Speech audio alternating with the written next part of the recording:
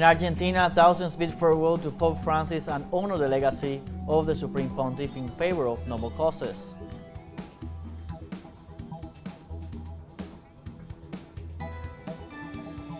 Russian armed forces fully liberate Kursk province given the advance of troops over the last few weeks.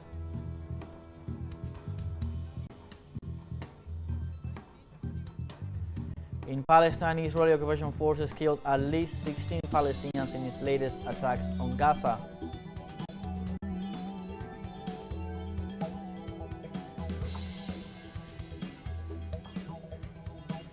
Hello, welcome to From the South. I'm Luis Alberto Matos from the teleSUR studios in Caracas, Venezuela. We begin with the news. Stay with us.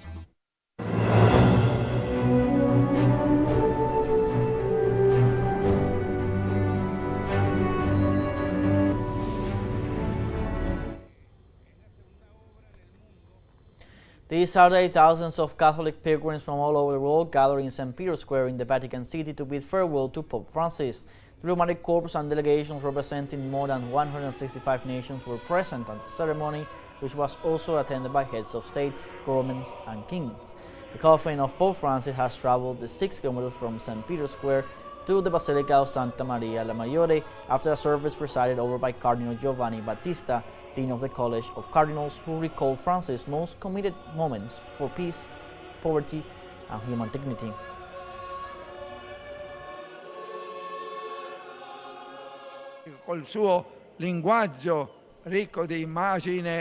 With his characteristic vocabulary and language, rich in images and metaphors, he always sought to shed light on the problems of our times with the wisdom of the gospel. He did so by offering a response, guided by the light of faith, and encouraging us to live as Christians amid the challenges and contradictions in recent years, which he loved to describe as an epochal change. Cardinal Giovanni Battista took the opportunity during the ceremony to recall the human qualities of Pope Francis and how he worked to create a more just and inclusive church. He had a great spontaneity and an informal way of addressing everyone, even those far from the church.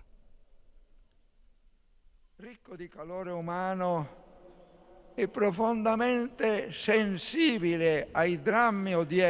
in human warmth and deeply sensitive to today's challenges, Pope Francis truly shared the anxieties, sufferings, and hopes of this time of globalization. He gave of himself by comforting and encouraging us with a message capable of reaching people's hearts in a direct and immediate way. And upon arrival at the Basilica of Santa Maria Maggiore, the burial rite of the coffin took place. The ceremony was presided over by Cardinal Camerlengo Kevin Joseph Farrell and was attended by the Pontiff's relatives and close cardinals. The rite was carried out according to the Ordo Exequarium Romani Pontificis, the liturgical protocol for papal funeral rites. The tomb of Pope Francis is located between the Pauline Chapel and the Sforza Chapel near the icon of the Virgin Salus Populi Romani, which can be visited starting this Sunday, April 27th.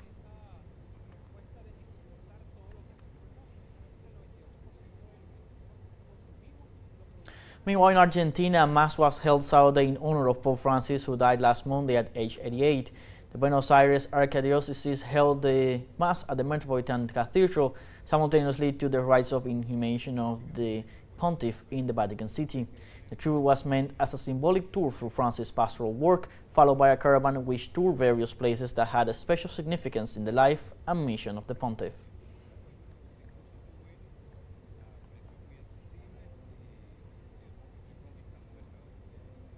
And Buenos Aires Archbishop Jorge Garcia Cuerva moved those attending the Mass when he acknowledged the shared pain for the departure of Pope Francis. We cannot fully comprehend nor realize the actual scope of his world leadership. We cry because we miss him very much already, and we do not want to experience what one of Carlos Gardel tangos says. The sly tears refuse to flow, and I do not have the consolation of being able to cry. Also, members of the Homes of Christ arrived at Buenos Aires aboard buses from different points of the former Villa 31, now known as Barrio Padre Carlo Mujica. They came to Buenos Aires to stage a march to the capital's cathedral. The Homes of Christ was one of the main projects of the Cardinal Jorge Mario Bergoglio to help the most destitute people in the country.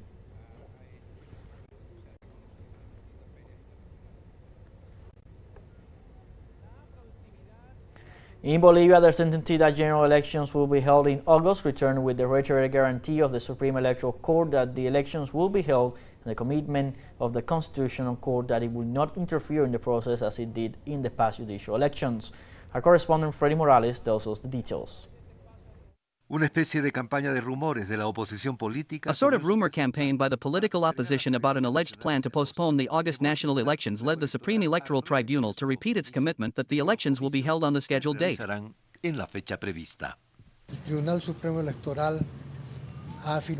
The Supreme Electoral Court has affirmed time and again that the general elections scheduled for this administration will be held on August 17th of this year.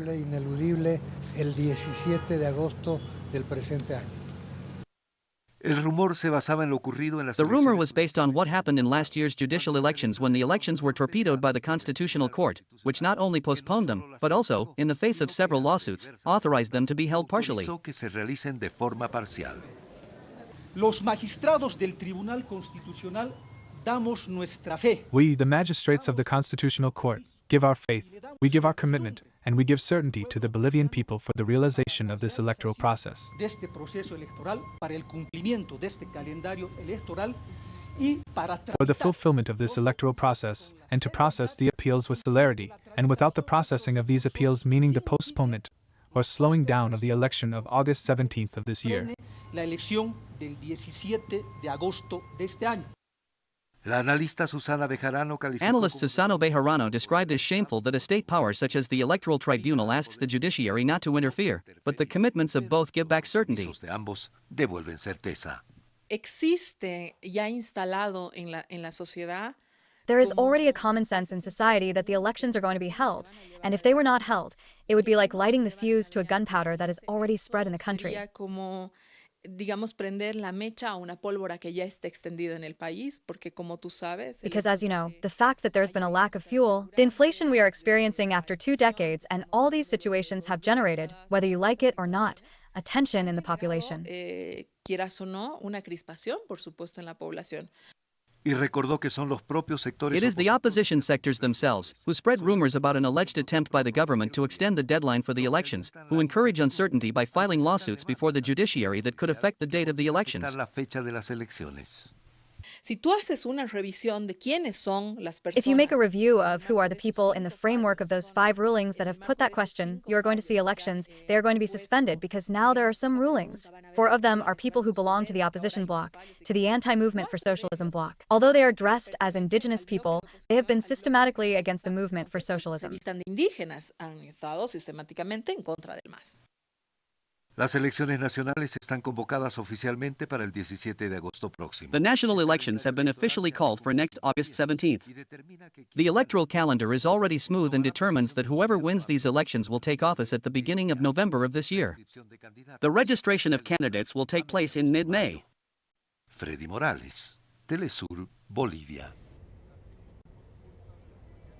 We have our first break coming up. Remember, you can join us on TikTok at teleSUR English, where you'll find news in different formats, news updates, and much more. We're going to be right back. Stay with us.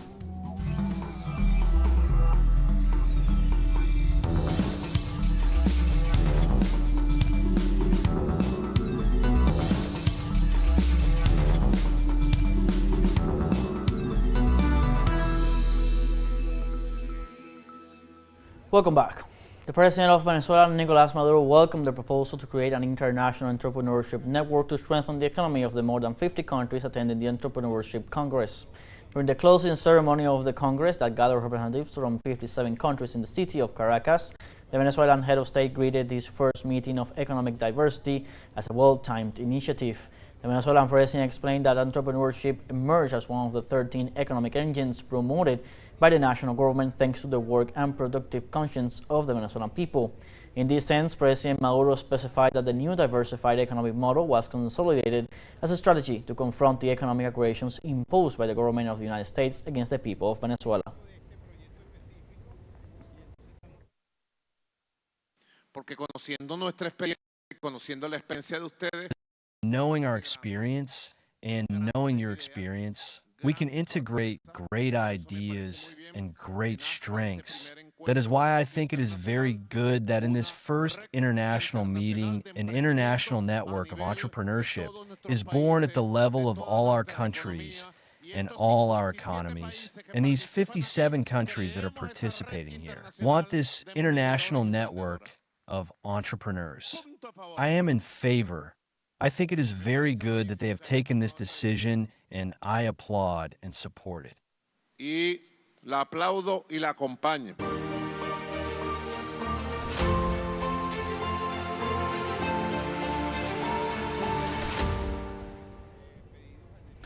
In Russia, the Ministry of Defense announced the complete liberation of Kursk province, given the advance of Russian troops over the last few weeks. The official said enemy troops fled en masse from their positions, leaving behind weapons and military equipment, including U.S.-made missiles. Moreover, Russian forces have recaptured over 86% of the Sudsa territory, which functioned as a strategic supply zone for Ukrainian battalions settled in the area. According to the Russian Defense Ministry, the liberation of Kursk represents a major defeat for the Kiev regime.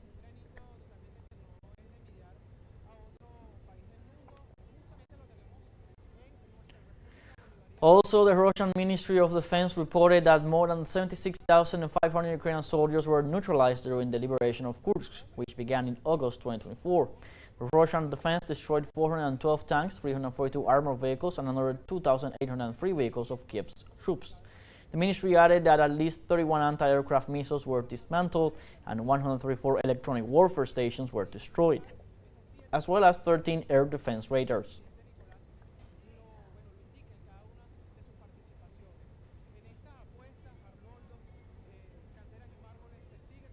And on the other hand, the Russian government has ratified its readiness for unconditional dialogue with Ukraine to reach an agreement.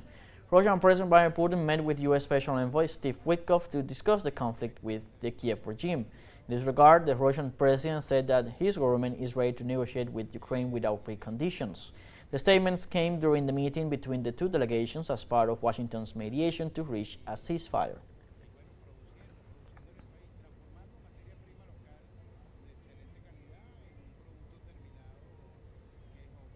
In other topics, the governments of Kazakhstan and China are strengthening bilateral cooperation relations amidst the global crisis. During the second strategic dialogue, Chinese Foreign Minister Wang Yi and his Kazakh counterpart Murat Nurullo underscored the strength of the friendship between the two nations after overcoming the test of time. The Chinese Foreign Minister expressed his government's willingness to work together through the implementation of a consensus to strengthen mutual strategic trust in initiatives such as the Belt and Road, with a view to new horizons and to accelerate the joint development of the basic interests of the two countries on the basis of continued economic and trade cooperation.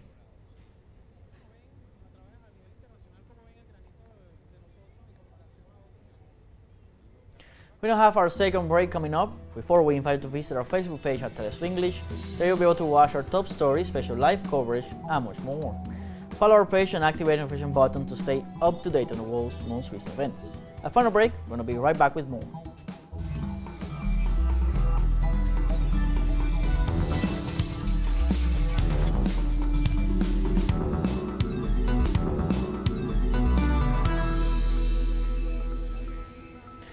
Welcome back. Hundreds of people have been injured following a massive explosion and fire at the Iranian port city of Bandar Abbas, south of capital Tehran. Iran's customs authorities said in a statement on Saturday the explosion occurred in the Sina container yard, which is affiliated with the country's ports and maritime organization. State media are reporting that the number of injuries has risen to 406, while Iranian state television said initial reports indicate negligence in the storage of flammable materials at the site. In this context, the National Iranian Petroleum Refining and Distribution Company issued a statement following the blast, saying oil facilities in the area were not affected by the explosion.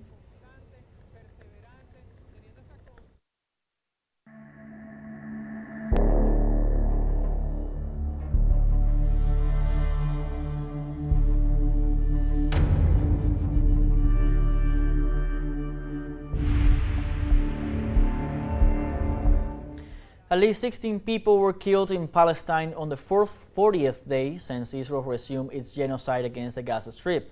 Authorities in Gaza report that since October 7, 2023, the number of people killed has risen to 51,495 and that 117,524 people have been wounded. Also, 10,000 people are missing or presumed dead under the rubble, whereas survivors still search for the remains of their loved ones. Meanwhile, several United Nations agencies have denounced the total blockade imposed by Israel to the entry of food and other essential supplies since March 2nd this year, which aggravates the humanitarian crisis in the region.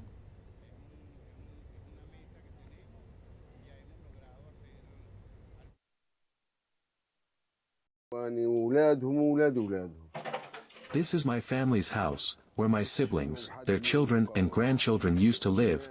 None of them was part of the resistance. They were innocent people minding their business. This house is a 70-year-old house which did not deserve to be hit with missiles. At 1 o'clock in the morning they hit it with 1, 2 or 3 missiles, and since 1 o'clock we have been taking out the remains of children, women and elderly. Unfortunately, I hold presidents, so-called state presidents, and kings responsible. Unfortunately, they still do not care about us. It has been almost 2 years and they have not taken notice of our situation. Children's corpses without the head, with no hands, or sometimes no body. Buildings are being destroyed. And for how long? We are Muslims. If we weren't, the world would have supported us. Unfortunately, there are 2 billion Muslims, but I don't see them. If they were present, we would not have reached the state we are in. What I see is that this is a genocide, a planned genocide. And Palestinian authorities denounced that at least 50 Gazans have died of malnutrition due to the blockade of humanitarian aid and the continuous attacks carried out by the Israeli regime against the Gaza Strip. Local authorities warn about the dire consequence of a suffocating blockade that is keeping border crossings from allowing the entry of food supplies into the occupied areas, which further deteriorates the situation in the coastal enclave, pushing thousands of Palestinian families on the verge of starvation. So far, some 60,000 children have been diagnosed with severe malnutrition. Local authorities are denouncing the silence of the international community regarding the genocidal crimes of Israel.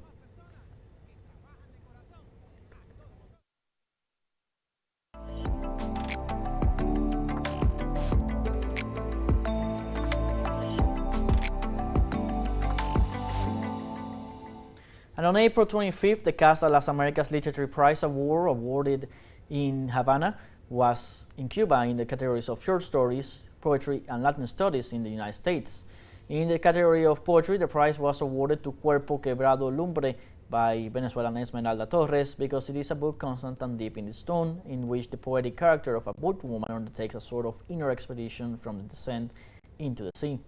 In the category of short stories, the prize was awarded to The Woman Who Hated Cats by Cuban Edelmis Anoceto Vega because the volume reveals with originality and narrative complexity the true and astonishing nature of everyday life.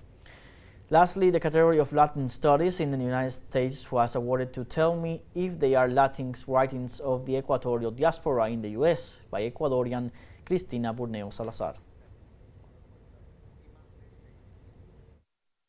The Casa de las Americas Award, to have it for any writer is an important achievement, not only for Cubans, but for all Latin Americans. More than time, it has a lot of history.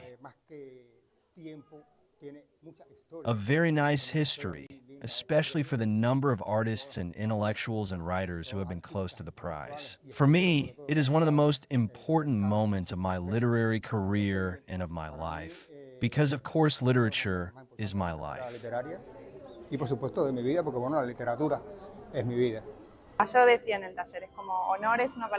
Honor is a word that is too small for the overflowing sensation I have when I am here. The workshop was a super nourishing space of exchange for me, to rethink many things related to dramaturgy, to Latin American dramaturgy, to poetry, to politics, and to the theatrical work in a broad sense, and also to the encounter between people who produce cultural sense, who are dedicated to art. Like this, we have come to the end of this news brief. You can find these and many other stories on our website at telesurenglish.net. Also join us on social media, Facebook, X, Instagram, Telegram, and TikTok. For TeleSUR English, I'm Luis Alberto Matos. Thank you for watching.